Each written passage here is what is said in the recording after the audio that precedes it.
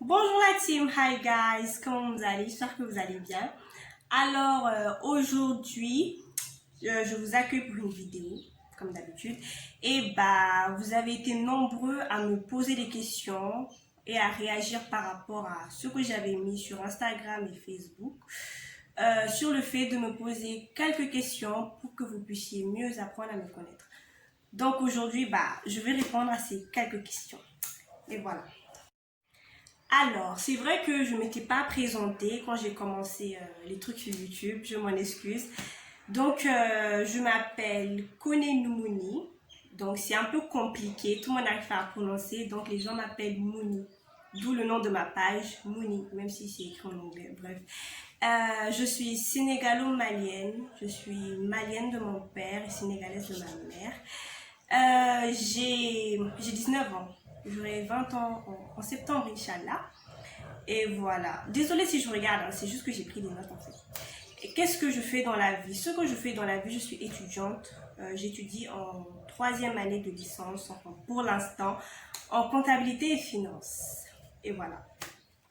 Donc, qu'est-ce qui t'a motivé à créer cette page? Bon, ce qui m'a motivé à créer cette page, tout a commencé pendant le confinement en fait. C'est là-bas que je me suis plus intéressée à YouTube, etc. etc.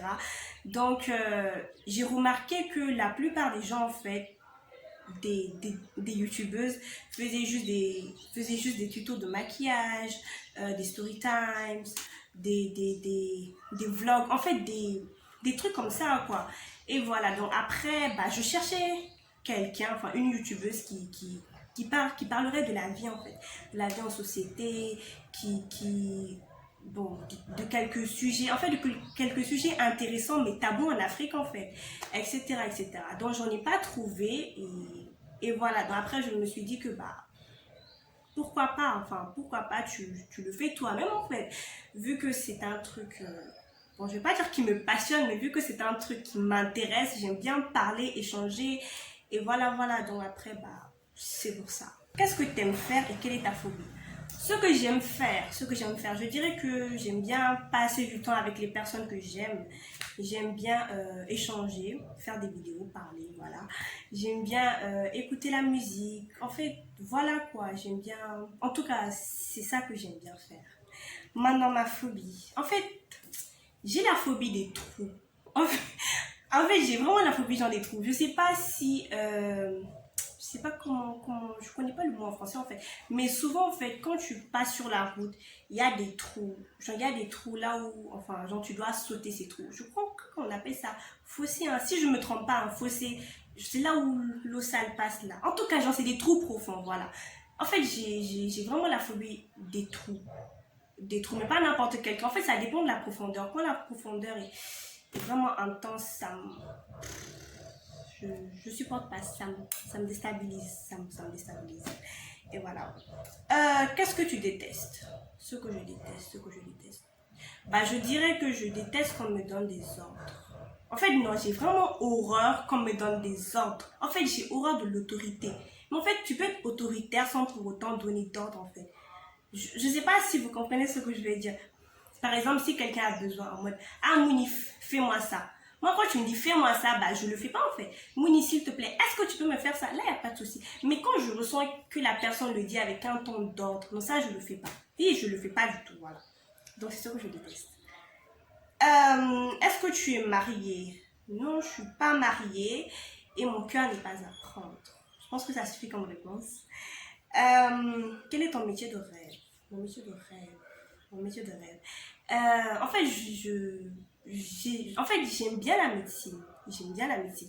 Moi, personnellement, en fait, je me voyais bien en tant que pédiatre, gynéco, un truc comme ça et tout.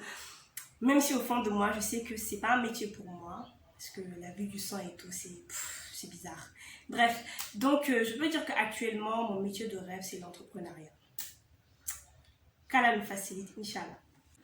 La seconde question, est-ce qu'en étant une femme, doit-on être pressée pour le mariage? Non. Enfin, là, je suis divergente en fait. Je me dis que si en tant que femme, tu dois être pressée pour le mariage, ça sera plus par rapport à ta fertilité. Par exemple, si tu envisages d'avoir des enfants et tout, donc là, Donc là, en fait, c'est pas que immédiatement tu dois te plonger dans le mariage, non. Mais tu dois en tout cas penser à te marier. Maintenant, ne vous mariez pas par rapport à la pression de la société, en fait.